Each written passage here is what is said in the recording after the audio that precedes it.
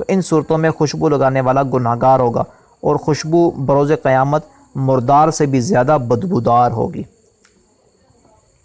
لالچ حرص کے حوالے سے نا حضرت سیدنا عبد الرحمن بن علی جوزی رحمۃ اللہ تعالی علیہ نا عیون الحکایات بہت زبردست کتاب ہے، آپ اس کو لے کے پڑھیے۔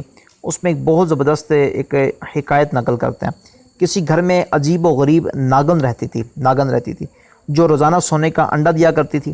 گھر کا مالک مفت کی دولت ملنے پر بہت خوش تھا۔ اس نے گھر والوں کو تاکید کر رکھی تھی کہ وہ یہ بات کسی کو نہ بتائیں۔ کئی ماہ تک یہ سلسلہ یوں ہی چلتا رہا۔ ایک دن ناگن اپنے بل سے نکلی اور اس کی بکری کو ڈس لیا۔ اس کا زہر ایسا جان لیوا تھا کہ دیکھتے ہی دیکھتے بکری کی موت واقع ہو گئی۔ یہ دیکھ کر سب گھر والوں کو بڑا طیش آیا اور وہ ناگن کو ڈھونڈنے لگے تاکہ اسے مار سکیں، مگر اس شخص نے یہ کہہ کر انہیں ٹھنڈا کر دیا کہ ہمیں ناگن سے ملنے والے فائدے جو ہیں وہ زیادہ ہیں، سونے کے انڈے کا نفع بکری کی قیمت سے زیادہ ہے، لہٰذا پریشان ہونے کی ضرورت نہیں۔ کچھ عرصہ بعد ناگن نے اس کے پالتو گدھے کو ڈس لیا جو فوراً مر گیا۔ اب تو وہ شخص بھی سخت گھبرایا، مگر لالچ کے باعث اس نے فوراً خود پر قابو پا لیا اور کہنے لگا کہ اس نے آج ہمارا دوسرا جانور مار ڈالا، خیر کوئی بات نہیں، اس نے کسی انسان کو تو نقصان نہیں پہنچایا نا۔ گھر والے چپ ہو گئے۔ اس کے بعد 2 سال کا عرصہ گزر گیا مگر ناگن نے کسی کو نہ ڈسا۔ اہل خانہ بھی اپنے جانوروں کا نقصان بھول گئے۔ پھر ایک دن ناگن نے اس کے غلام کو ڈس لیا۔ اس بیچارے نے مدد کے لیے اپنے مالک کو پکارا، مگر اس سے پہلے کہ مالک اس تک پہنچتا زہر کی وجہ سے غلام کا جسم پھٹ چکا تھا۔ اب وہ شخص پریشان ہو کر کہنے لگا، اس ناگن کا زہر تو بہت خطرناک ہے، اس نے جس کو ڈسا وہ فوراً جو ہے وہ موت کے گھاٹ اتر گیا، اب کہیں یہ میرے گھر والوں میں سے کسی کو نہ ڈس دے۔ کئی دن اسی پریشانی میں گزر گئے کہ اس ناگن کا کیا کیا جائے۔ دولت کی حرص لالچ نے ایک بار پھر اس شخص کی آنکھوں پر پٹی باندھ دی اور اس نے یہ کہہ کر اپنے گھر والوں کو مطمئن کر دیا، اگرچہ اس ناگن کی وجہ سے ہمیں نقصان ہو رہا ہے مگر سونے کے انڈے بھی تو ملتے ہیں، لہٰذا ہمیں زیادہ پریشان نہیں ہونا چاہیے۔ کچھ ہی دنوں بعد ناگن نے اس کے بیٹے کو ڈس لیا۔ فوراً طبیب کو بلایا گیا لیکن وہ بھی کچھ نہ کر سکا اور اس کی موت واقع ہو گئی۔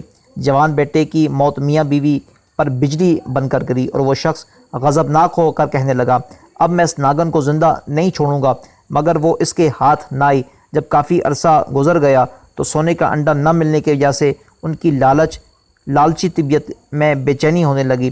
دونوں میاں بیوی ناگن کے بل کے پاس آئے، وہاں کی صفائی کی اور دھنی دے کر خوشبو مہکائی۔ یوں ناگن کو صلح کا پیغام بھیجا گیا۔ حیرت انگیز طور پر وہ واپس آ گئی اور انہیں پھر سے سونے کا انڈا ملنے لگا۔ مال و دولت کی حرص نے انہیں اندھا کر دیا تھا اور وہ اپنے بیٹے اور غلام کی موت کو بھی بھول گئے۔ پھر ایک دن ناگن نے اس کی زوجہ کو سوتے میں ڈس لیا۔ تھوڑی ہی دیر میں اس نے بھی تڑپ تڑپ کر جان دے دی۔ اب وہ لالچی شخص اکیلا رہ گیا تو اس نے ناگن والی بات اپنے بھائیوں اور دوستوں کو بتا دی۔ سب نے یہی مشورہ دیا کہ تم نے بہت بڑی غلطی کی، اب بھی وقت ہے، سنبھل جاؤ اور جتنی جلدی ہو سکے اس خطرناک ناگن کو مار ڈالو۔ اپنے گھر آ کر وہ شخص ناگن کو مارنے کے لیے گھات لگا کر بیٹھ گیا۔ اچانک اسے ناگن کے بل کے قریب ایک موتی نظر آیا جسے دیکھ کر اس کی لالچی طبیعت خوش ہو گئی۔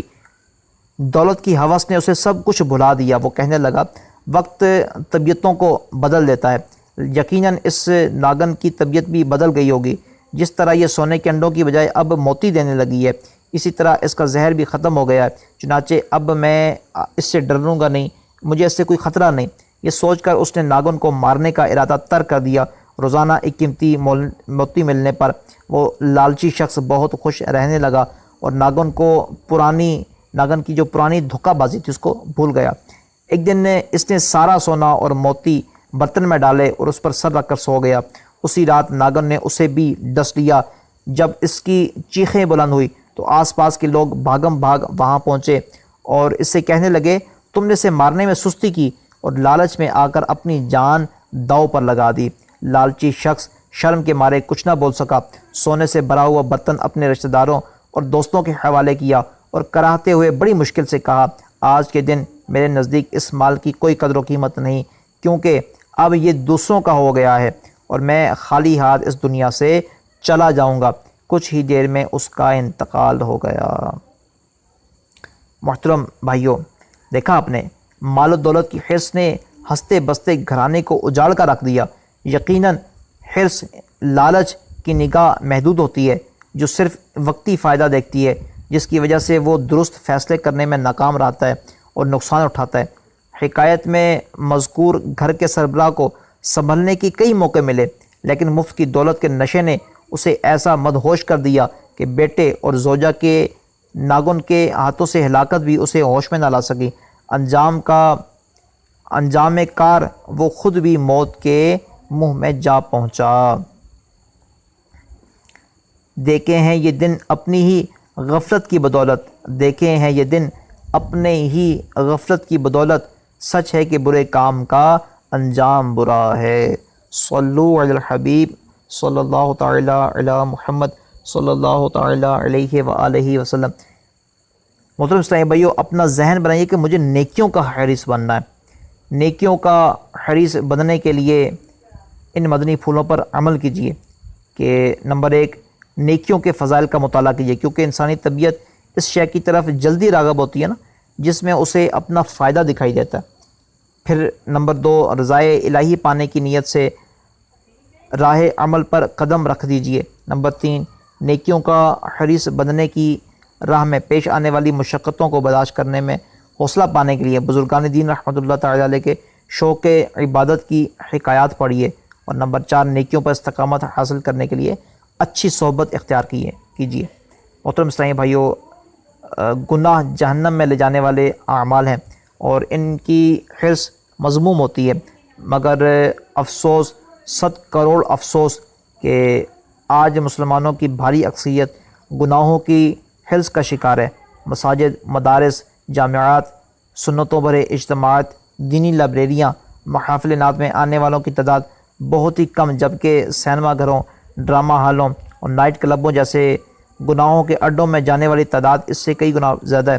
T V, V C R, D V D players, dish antenna, internet اور کیبل کا غلط استعمال ہو رہا ہے۔ نمازیں قضا کرنا، روزے چھوڑ دینا، گالی دینا، تہمت لگانا، بدگمانی کرنا، غیبت کرنا، چغلی کھانا، لوگوں کے عیب جاننے کی جستجو میں رہنا، گناہوں کے عیب اچھالنا، جھوٹ بولنا، جھوٹے وعدے کرنا، کسی کا مال ناحق کھانا، خون بہانا، کسی کو بلا اجازت شرعی تکلیف دینا، قرض دبا لینا، کسی کی چیز عارتاً یعنی وقتی طور پر لے کر واپس نہ کرنا، مسلمانوں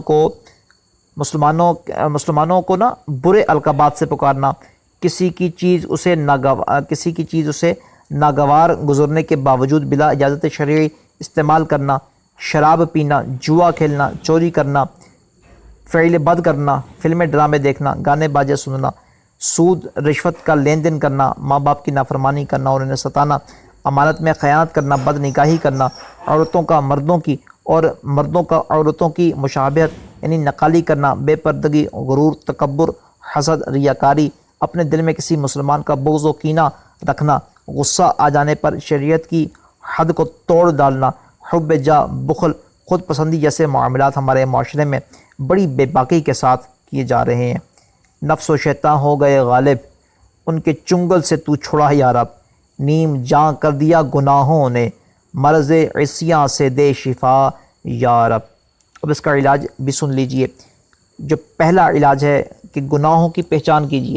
گناہوں کی پہچان حاصل کرنے اور ان کی سزائیں جاننے کے لیے سنی صحیح العقیدہ علماء کرام و مفتیان عظام کی صحبت اختیار کیجئے۔ نیز اس معاملے میں جو دعوت اسلامی کی کتابیں آپ کے پاس رسائل بہت آسانی سے انٹرنیٹ سے ڈاؤن لوڈ ہو سکتے ہیں، مکتبات سے مل سکتے ہیں، تو یہ نا اس کو پڑھا کریں۔ یہ کتابیں مستند ہوتی ہیں چونکہ یہاں پہ حوالہ جات، پورا درود و سلام اور ادب والی باتیں لکھی ہوتی ہیں نا، تو یہ کتابیں اس کو باقاعدہ ایک مجلس بنی ہوئی ہے جو ان کتابوں کی تحقیق کرتی ہے، حوالہ جات کو ڈھونڈتی ہے اور مطلب پوری مجلس بنی ہے نا، تو یہ اتھینٹک کتابیں ہوتی ہیں، ان کو پڑھا کریں۔ نمبر 2، گناہوں کے نقصانات پر غور کیجیے کہ جب بندہ گناہ کرتا ہے تو غضب الہی کو دعوت دیتا ہے، جنت سے دور اور جہنم کے قریب ہو جاتا ہے، اپنی جان کو تکلیف میں ڈال دیتا ہے، اپنے باطن کو ناپاک کر بیٹھتا ہے، اعمال لکھنے والے فرشتوں کو ایذا دیتا ہے، اللہ اور رسول عز و جل و صلی اللہ تعالیٰ علیہ وسلم کو ناراض کرتا ہے، تمام انسانوں سے خیانت اور رب العالمین عز و جل کی نافرمانی کرتا ہے وغیرہ۔ نمبر 3، برے خاتمے سے بے خوف نہ ہونا، کہ گناہوں میں مبتلا رہنا اور توبہ کی توفیق نصیب نہ ہونا بھی برے خاتمے کے اسباب میں سے ایک ہے۔ صلو علی الحبیب صلی اللہ تعالیٰ علی محمد صلی اللہ تعالیٰ علیہ وآلہ وسلم۔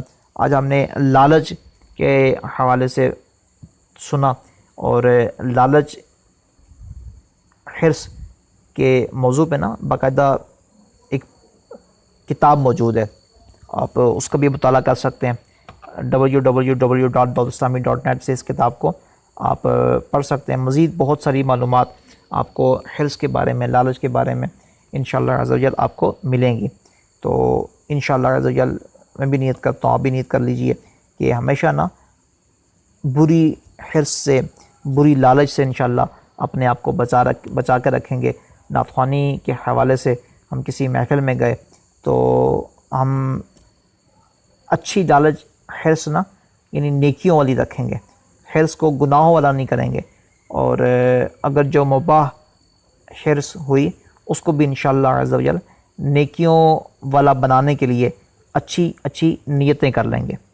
ٹھیک ہے حضور، اللہ تبارک و تعالی عمل کی توفیق عطا فرمائے، ہماری ہر طرح کی غلطیوں کو معاف فرمائے۔ صلو علی الحبیب صلی اللہ تعالی علی محمد صلی اللہ تعالی علیہ وآلہ وسلم۔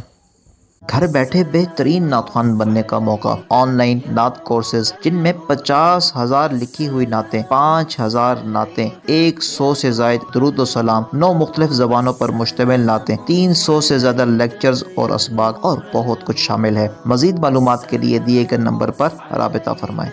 یا نور الہدی السلام علیک یا نور الہدی السلام علیک۔